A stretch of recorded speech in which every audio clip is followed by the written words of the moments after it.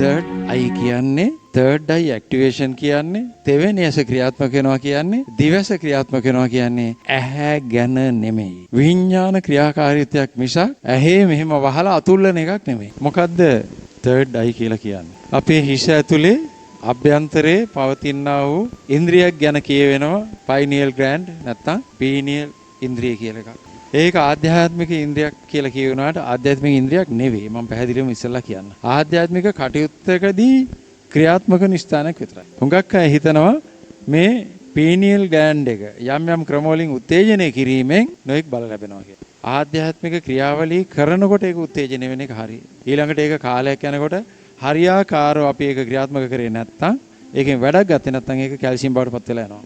කේතුආකාර ඉන්ද්‍රියක්. මේ ඉන්ද්‍රිය හරියටම පවතින්නේ ඔබේ ඇහි බැම දෙක මැද්දෙන් කෙලින්ම මොනවා හරි කූරක් ගැහුවොත් හිස් මුදුනෙන් පහළට කූරක් ගැහුවොත් මේ දෙක ඡේදන වෙන ස්ථානේ තියෙන්නේ. සමහර අය උගන්වනවා මෙතින් අගල් දෙකක් කියලා. එහෙනම් ඉතින් ඔළුව සම්පූර්ණ අගල් හතරකට වැඩි වෙන්න බෑ මැදට එනකොට. ඒක නිසා ඒක වැරදි සම්පූර්ණයෙන්ම. මේ ඉන්ද්‍රිය අනිත්‍යයට වැඩි පොඩි වෙනසක් තියෙනවා. ආධ්‍යාත්මික ලෝකයේ භෞතික ලෝකයට සම්බන්ධ වෙන ස්ථානේ තමයි pineal gland. විද්‍යාවෙන් මේකේ දන්නේ මේක උත්තේජනය වුණාන් පස්සේ මෙලටොනින් කියන සර්කේඩියන් රිද්ම් කියලා. මේ අනේ රිද්ම් එක සම්බන්ධ කටයුතු කිරීම මෙලටොනින් වල කරනවා. ඒ ජීව විද්‍යාව. ආධ්‍යාත්මික විද්‍යාව සම්බන්ධ වීමේදී මෙන්න මේ ඉන්ද්‍රිය අපූර්ව වැඩක් කරනවා. දැන් විද්‍යාවෙන් පාව හොයාගෙන තියෙනවා මේ ඉන්ද්‍රියේ ආලෝක සංවේදී සෛල පවතිනවා කියලා. අපි දන්නවා S2 ආලෝක සංවේදී සෛල තියෙනවා. ඒතර මේ අභ්‍යන්තර pineal gland එකට මොකටද ආලෝක සංවේදී සෛල? හේතුව මම දන්නේ විද්‍යාවෙන් හොයාගෙන තියෙනවද කියලා. අපේ ඇහැට ලක් වෙන ආලෝකයට වඩා සියුම් ආලෝකයකටයි ඒ ඉන්ද්‍රියේ තියෙන සෛල සංවේදී වෙන්නේ. හුඟක් සියුම්. high frequency light එකක. ඉහළ සංවේදීතාවය. ඉහළ frequency එක. එහෙනම් අපි දන්නවා භෞතික කම්පන සංඛ්‍යාතයට වඩා ඉහළ කම්පන සංඛ්‍යාතයක් තියෙන එළියක් තමයි මෙයාට දැනෙන්නේ. අපේ භෞතික ලෝකයේ තියෙන කම්පන සංඛ්‍යාතය මත තමයි අපේ ඇහි කම්පන සංඛ්‍යාතය ඊට සමාන සංඛ්‍යාතයක් තියෙන එළියක් පේනවා. ඒ වගේමයි pineal ඉන්ද්‍රියටත් හැම ආලෝකයකටම සංවේදී වෙන්නේ නැහැ. එයාට අදාළ කම්පනයක් තියෙනවා. කම්පන සංඛ්‍යාතය ෆ්‍රීකවන්සි එකක්. ඒ ෆ්‍රීකවන්සි එකේ ලයිට් එකට එයා ප්‍රතිචාර දක්වනවා. එහෙම නැති වෙනකොට එයා සාමාන්‍ය ජීව විද්‍යාත්මක වැඩ කටයුතු කරගෙන යනවා. ද්විත්‍ය කාර්ය ඉන්ද්‍රිය. අපි දැන් දන්නවා ඒතර හයි ෆ්‍රීකවන්සි ලයිට් එකක් ඕන කියලා නේ. එහෙනම් භෞතික වෙන්න බෑ නේද? එහෙනම් ඒක අභෞතික ආලෝකයක් විය යුතුයි.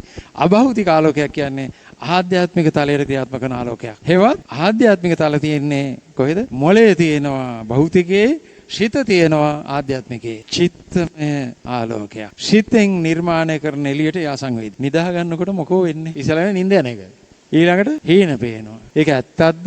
නිකන් මනෝ විකාරයක්ද? මොකක්ද? භෞතික ලෝකයේ සහ ආධ්‍යාත්මික ලෝකයේ අතර දොරටු විවෘත කරනවා අන්න අර ඉන්ද්‍රිය නිින්ද යෑමේදී. මේ ලෝක දෙක අතර දැනට වැහිලා තියෙන්නේ අන්න අර ආලෝක සංවේදී තත්ත්වයට පත් වෙනකොට යා වෙනවා. ඊළඟට අපි කියන අපේ විඥානය අපි කියලා කියන අපේ අනන්‍යතාවය යනවා ට්‍රිප්. සමහර වෙලාවට ඔබ කියනවා මේ දැක්ක එක හරිනේ. එයා දෙකේම හුඟක් අයට ඇති. ඒ වෙනම මේක නිකන් චිත්‍රපටියක් දැකීමක් නෙමෙයි. එහෙනම් ගිහින් තියෙනවා. අපිට ඒක බැහැර කරන්න බෑ. නිନ୍ଦ සමාන වෙන්නේ මොකටද? නිନ୍ଦ తాවකාලික මරණයක්. යේසුස් වහන්සේගේ රහසිගත ගැනීම තුළ මෙන්න මේක ලස්සනට තියෙනවා. නිନ୍ଦ කියන්නේ මරණයකි. හැබැයි ඔබ මරණයෙන් නැවත නැගිටීමක් තමයි පහුවදා උදේට කරන්න කියලා. හරියට හරි. ඇයි? කලින් නිදාගත්ත කෙනාගේ ශරීරයද නැගිටිනකොට තියෙන්නේ වෙන ශරීරයක්ද? වෙන එකක්. ඒ සිතද එහෙනම් අලුත් එක්කෙනෙක් නෙමෙයිද? මරණයෙන් නැගිට නෙමෙයිද? తాවකාලික මරණය නැගිට්ටා. ඒ විදිහටම කවදා හරි නිදා ගන්නවා. එන්න කල්පනාවක් නැහැ.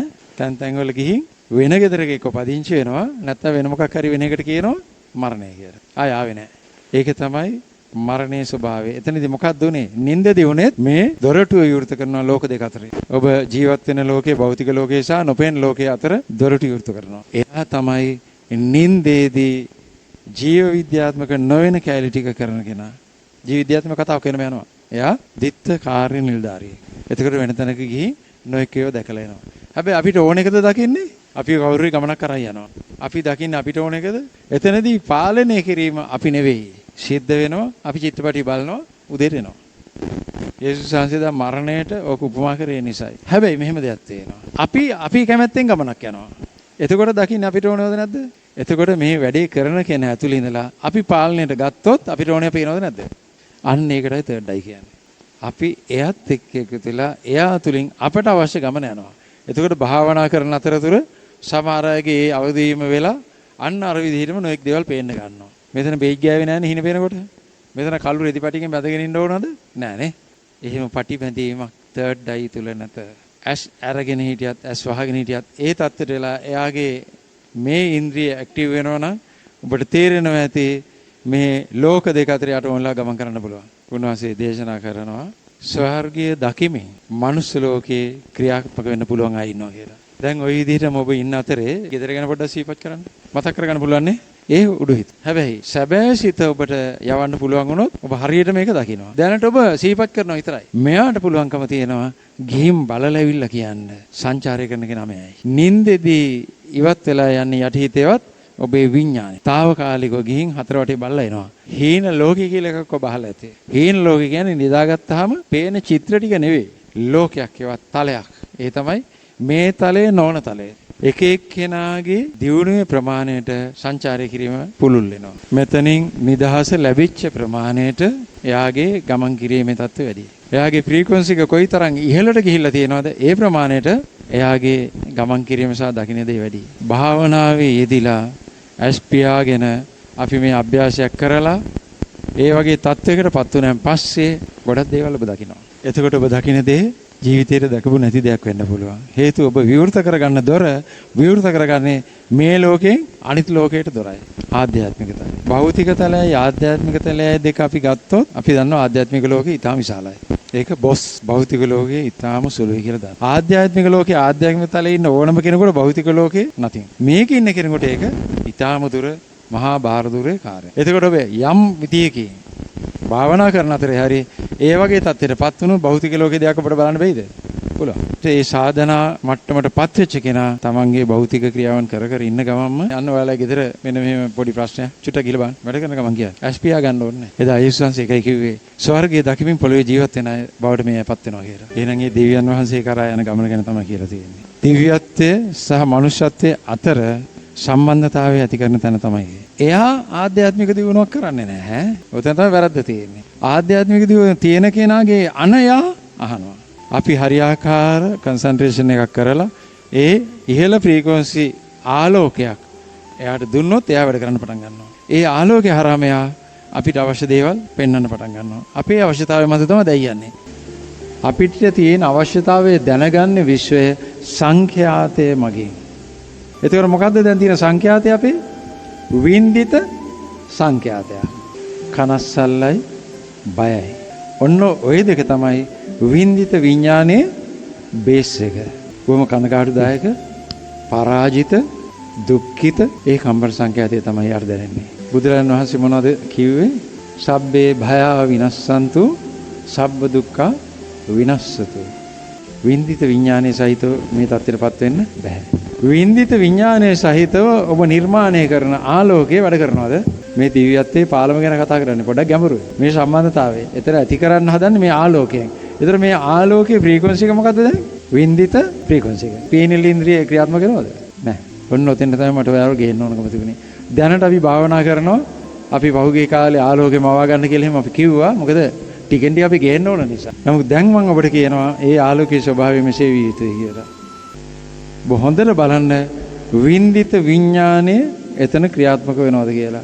නිර්මාණාත්මක විඥානය කියලා කියන්නේ විශ්ව විඥානයටයි. මේ දෙක අතර පාලම හදනකොට ඔබට මෙන්න මේ අවබෝධය තියෙන්න ඕනේ. අද මම කියනවා දැන් තව පියවරක් ඉස්සරහට ගිහින් අපි මේ වින්දිත විඥාණයෙන් මිදිලා නිර්මාණාත්මක විඥානයේ ආලෝකය ඇති කරගමු කියන එක. ඒ සඳහා මූලිකම කටයුතු දෙක තමයි මම අර කිව්වේ වින්දිත විඥානයේ තියෙන බේස් එක අයින් කරගන්න.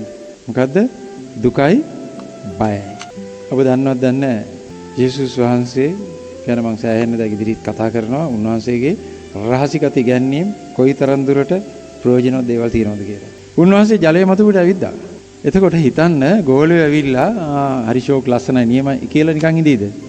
අහන්නේ නැද්ද? කොහොමද මේක කරේ කියලා? ඒ වගේ ඇහුවා. normal physics සාමාන්‍ය භෞතික විද්‍යාව තිබුණා. මොකද්ද? ගුරුත්වාකර්ෂණය. පහළට ඔබනවා, තෙරපනවා. ජලය මත පිට යනකොට පහළට ඔබනවා. එහෙමනම් මතු පිටින් යන්න පහලින් තෙරපුමක් උඩට තියෙන්න ඕනේ. ඒක අර නෝමල් ෆිසික්ස් සාමාන්‍ය භෞතික විද්‍යාවේ තියෙන ගුරුත්වාකර්ෂණ තෙරපුමට වඩා වැඩි වෙන්න ඕනේ.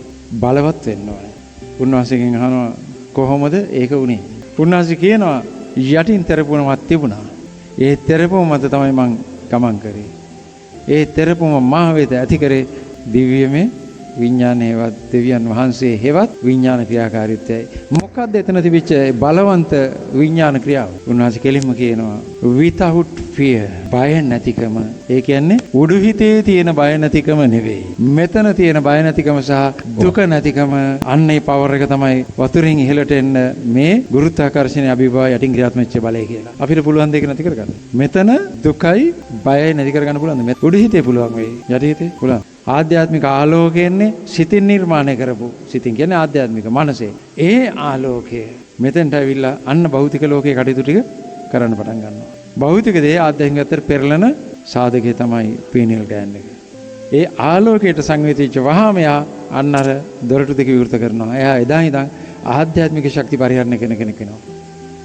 මෙහෙම කතා කරගෙන ඉන්න ගමන් කියන්න පුළුවන් අන්න හවල් දැන වෙලාවේ ගෙදර පොඩි ප්‍රශ්නයක්. SP ආගත්තෙන් SP යන්න අවශ්‍යතාවයක් නැහැ. මොකද S2 නෙවෙයිනේ පේන්නේ. S2 එකට සාධකයක් නෙමෙයි කිසිසේත්ම. අපි මේ වගේ දේවල් කරලා කියලා තියෙනනේ. ඕනතරම් දැකලා ඇති. සමන්ත ශාලාවේ අපි නොඑක් දිනාගේ විස්තර අපි කතා කරේ. මං SP ගන්න නැතුව. ඒක ඔබ සියලු දෙනාටම පුළුවන් දෙයක්. ඒ අභ්‍යාසය තමයි මං අද ඔබට උගන්වන්න බලාපොරොත්තු වෙන්නේ. මේ ඉන්ද්‍රිය විවෘත කර ගැනීමෙන් විතරක් ඵලයක් වෙන්නේ නැහැ. ප්‍රැක්ටිස් කරලා දිගින් දිගට යා යුතුයි. විශාල දැවැන්ත ප්‍රාතිහාර්යාත්මක අභ්‍යාසයක්. දේවල් දැනෙන්න පටන් ගන්න ඕන තැනකට මනසින් ගිහිල්ලා එන්න පුළුවන්. නොඑක් ලොකු හපංකම් කියලා කිව්වට ලොකු වැඩක් නෙවෙයි. ඒ වගේ මේ චූටි දෙයකින් ඔබට මේ ජීවිතයේ ආධ්‍යාත්මික ලෝකේ සම්පූර්ණයෙන්ම අවදි කරගන්න පුළුවන්. පොඩි දෙයක්. ඒක ලොකු කතන්දරයක් නෑ. හැබැයි හරියට දැනගෙන හරියාකාර අභ්‍යාසයේ යෙදෙන්න ඕන. ආධ්‍යාත්මික ආලෝකයට බුදුරජාණන් වහන්සේ ප්‍රසිද්ධයි. අනිත් පැත්තෙන් යේසුස් වහන්සේ. බලන්න ආලෝකයක් නෙමෙයිද නිර්මාණය කරලා යවුවේ සුනීත සෝපාකට. ඒ ආලෝකය කොහෙටද ගියේ? ඒගොල්ලන්ගේ. ආධ්‍යාත්මික දියුණු වෙලා ඒ රහත් භාවයට පත් වුණේ ඉගෙනගෙන නෙමෙයි පොතෙන්. එහෙනම් ඒ ආලෝකයෙන් කොහෙද යාගේ උත්තේජනය වුණේ? පොඩි දෙන්නාගේ. ඔන්න ඉන්ද්‍රිය. උත්තේජන වුණාන් පස්සේ උසස් තලයේ තැනට දොර විවෘත වුණාද නැද්ද? ඒ හරහා ඥාන ශක්ති සම්ප්‍රේෂණය වුණාද නැද්ද? වුණා. ඒ නිසා රහත් භාවයට පත් වුණා. එතන සම්පූර්ණම ආලෝකයයි වැඩේ කරේ. සමස්ත විශ්වයේම ආලෝක නිර්මාණයක් අපි ඒක දන්නවා. ඔබ අපි සියලු දෙනා ආලෝක ශක්තියේ නිර්මාණ. භෞතික ශරීරයක් තුළ මේ ඉන්ද්‍රිය උත්තේජනය කිරීමෙන් වෙනස්කම් කරන්න පුළුවන්. දැන් අපි බලමු මේක කොහොමද කරන්න කියලා. සිතෙන් ආලෝකයක් කියන එක අපි ඉගෙන ගත්තා. ඒතර මේක ක්‍රියාත්මක වෙන්න අවශ්‍ය බේස් එකක් අපි ඉගෙන ගත්තා. හදවත තුල තියෙන බයයි දුකයි හැකිතාක් ඉවත් කරගන්න. බලන්න ඔබ දිහා ඔබ තුල පොඩ්ඩක් බලන්න අභ්‍යන්තරේ. හදවතේ ගැප් වෙච්ච බයක් හරි කනස්සල්ලක් හරි තියනවද කියලා. මේ ටික පොඩ්ඩක් හිතෙන් අයින් කරගෙන බොහොම නිදහස් හදවතින් අපිට බැරිද මං කියන අභ්‍යාසයට එන්න. මේ අභ්‍යාසයේදී ඔබ කඳ ඍජුව දෙපා පොළවේ තියලා වාඩි විය යුතුයි. ඉංග්‍රීසි සිම්පල් එච්චකුරු තියෙන. ආන් ඒ වගේ ඉන්න ඕනේ. හරි කඳ කෙලින් තියාගෙන. අත් දෙක උඩ පැත්තට. හුස්ම කීපයක් පහළ එලා. ඔබට මම කිව්වා මේ පීනිල් ඉන්ද්‍රිය උත්තේජනය කිරීමේ කාර්යයකට අපි දැන් නිරත වෙනවා. හරියටම නල්ල මැද ඇහි බැම දෙක මැද්දෙන් ඇතුළට හිතන්න. හිස් මුදුනේ යම් කූරක් අපි පහළට බැසුවොත් මේ දෙක ඡේදනය වෙන ස්ථානයේ. ඒ කියන්නේ මේ හිස් කබලේ මැද හරියට ටිකක් අමාරුයි හිත යොමු කරගන්න. හුස්ම ගැන මොනවත් හිතන්න එපා. මේක කරනකොට හුස්ම නතර වෙනවා. අඩු වෙලා බ්ලොක් කරලා ඔබට ඒක දැනෙන්නේවත් නැහැ. ඒක නිසා හුස්මට මාරු වෙන්න යන්න එපා. ඔබ දකින්නේ මෙතන විතරයි. දැන් හිතන්න එතන අපි පහන් දැල්ලක්, ඉටිපන්දම් දැල්ලක් නැත්නම් ලයිට් එකක් හරියට මේ ස්ථානයේ ඔබ දැල්ලනවා. රස්නයක් කිසිම දෙයක් නැහැ. ප්‍රභාෂර භාවය විතරක් තියෙන දැල්ලක් අපි එතන දැල්වනවා. දැන් ඔබ ආශ්වාස කරනවා. හිමින් ගැඹුරු හුස්ම ගන්නකොට ඒ ආශ්වාසය ඔස්සේ මේ දැල්ලට ඉන්ධන සැපයනවා. වඩා දීප්තියෙන් ඇවිලෙනවා. මොහොතක් ඔබට පුළුවන් වෙලාවක් අපි එහෙම නවත්තගෙන ඉන්නවා. ඊළඟට වැදගත්ම දේ තමයි අපි ප්‍රාශ්වාස කරනකොට සාමාන්‍ය ආකාරයකින් ප්‍රාශ්වාස කරනවා. ප්‍රාශ්වාස කරනකොට අපි අර දැල්ලකට පිම්බොත් වෙන දේ වගේ මේ දැල්ලේ ආලෝකය තව තවත් වඩාත් වර්ධනය වෙලා ඔබේ සිරුර පුරාම හැම දක්වාමත් හැමෙන් එළියටත් ටිකක් වෙලා යනකොට මේ ආලෝකය පැතිරෙනවා දකින්න. අද අපි පිටතින් එන ආලෝකයක් ගැන නෙවෙයි දකින්නේ, අපි තුලින් ක්‍රියාත්මක වෙන ආලෝකයක්. මේ ආලෝකය ක්‍රමක්‍රමෙන් විහිදෙනවා. කාලීනව දීර්ඝ කාලීනව අභ්‍යාස කරනකොට ඔබට පුළුවන් විහිදවන්න. ඊටාම ඉහළට 100% විහිදෙනකොට ඔබට ඒ සීමාවේ තියෙන දේවල් පේන්න පටන් ගන්නවා গুপ্ত විදියට. ඇහෙන්න පටන් ගන්නවා, දැනෙන්න පටන් ගන්නවා. ඒක ගැන හිතන්නම එපා දැනට. මම ඔබට කිව්වේ ඒ දේ සිද්ධ වෙනවා. අර නින්දෙදි හීන පේනවා වගේ නොඑක් ඒවා පේන්න පටන් ගන්නවා. නමුත් ඔබ ඒවා ඔස්සේ යන්න එපා දැන්.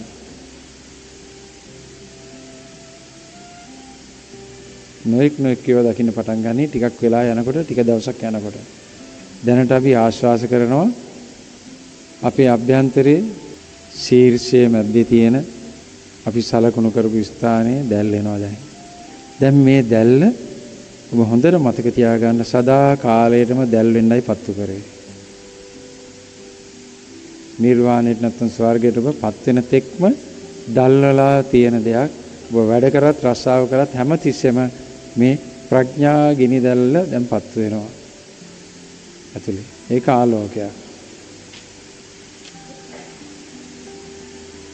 විශාල ආලෝකයක්. ප්‍රාශ්වාසයේදී ආලෝකයේ සිරුර පුරාවටම පැතිරෙනවා. ආය ආශ්වාස කරනකොට අර ඉන්ධන ලැබෙන නිසා ආය ගොඩාක් මේකපත් වෙනවා. මේ දැල්ල සම්පූර්ණයෙන්ම ඉතාම ප්‍රභාස්වරවපත් වෙලා ඒකේ දීප්ත භාවය ගොඩාක් වැඩි වෙනවා. ආශ්වාස කරනකොට ඊළඟට අපි ප්‍රාශ්වාසයේදී මේ ආලෝකය හැම තැනටම යවනවා. ශරීරේ පුරාවටත් හැම දක්වාම යනවා. ඊළඟ ප්‍රාශ්වාසයේදී හැමෙන් එළියට යනවා. තුන්වෙනි ප්‍රාශ්වාසයේ තව ටිකක් ඈතට යනවා. මේ ආකාරයෙන් අපිට දකින්න පුළුවන් ඔබේ දැන් සිත තබා ගත යුත්තේ එකම තැන, මෙන්න මේ ඔබ නිර්මාණය කරපු ආලෝකය. ඒ ආලෝකයට තමයි සංවේදී වෙන්නේ. ඒ තියෙන ස්ථානයේ ඉන්ද්‍රිය. පීනිල් ඉන්ද්‍රිය එතනදී සංවේදී වෙනවා ඔබ නිර්මාණය කරපු ආලෝකයට. ඒක ප්‍රභාස්වර වෙන්න පීනිල් ඉන්ද්‍රිය වඩා ක්‍රියාත්මක වෙන්න පටන් ගන්නවා. ඔබට මේ ආධ්‍යාත්මික ලෝකයේ දොරවල් විවෘත වෙන ක්‍රමවේදයයි ඒ. ඒ විවර වෙන්න ඔබට මේ ආලෝකයෙන් ඔබ වැහෙන්න අවටට ආලෝකේ වැතිරෙන්න වැදගත්ම දේ ඔබට අටලෝ දහමේ තියෙන දේවල් උතුම් බුදුරජාණන් වහන්සේ දා කිව්වා වගේ කම්පණය නොවන තත්වයකටපත් වෙනවා. ගානක් නැති තත්වයකට අපූර්වටපත් වෙන ඔබේ මනසේ තත්ත්වය සම්පූර්ණයෙන් වෙනස් වෙන්න පටන් ගන්නවා. හේතුව අටලෝ දහම ක්‍රියාත්මක උනේ බය සහ දුක නැත්තම් කනස්සල්ල මතයි. ඒවා දැනෙන්නේ නැතු යනකොට තවදුරටත් ඔබ විශ්වවිඥානගත වෙන නිසා අටලෝ දහම ඔබට දැනෙන්නේ නැති වෙනවා. අන්න එතකොට අටලෝ දහම ඔස්සේ තිබිච්ච සතුට අතුරු දහම් වෙලා ක්‍රමක්‍රමයෙන් ප්‍රීතිය නැගිටින්න පටන් ගන්නවා. ඒ නිසා මේ වැඩසටහන මේ කරන අභ්‍යාසයේ චිත්ත ප්‍රීතිය සහිතව කළ යුතුයි. දැන් ඔබට ප්‍රීතියක් තියෙන ඔබ බයයි දුකයි ගණන් ගන්නේ නැහැ.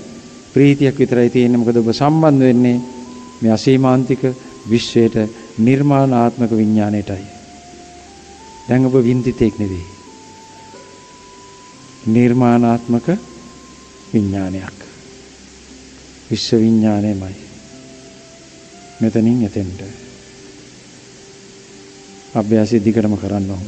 ඊළඟ සරණයි දීපීටයි හැමෝටම හිමින් ඇස්සරින්න. මොහොතක් කලබල නොකරවමු. මම කලින් කිව්ව භාවනාවක වැදගත්ම කොටස භාවනාවෙන් පස්සේ ඵලය ලබන කොටස.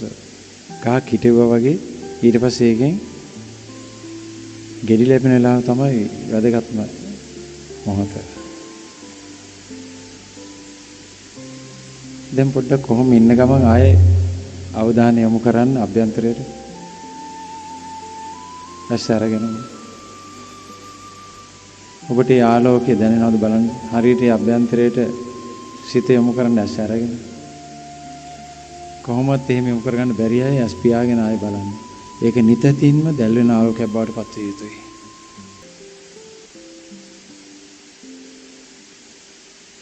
ඒ ආලෝකය හැම තිස්සෙම දැල් වෙන බවට ඔබ සහතික විය යුතුයි.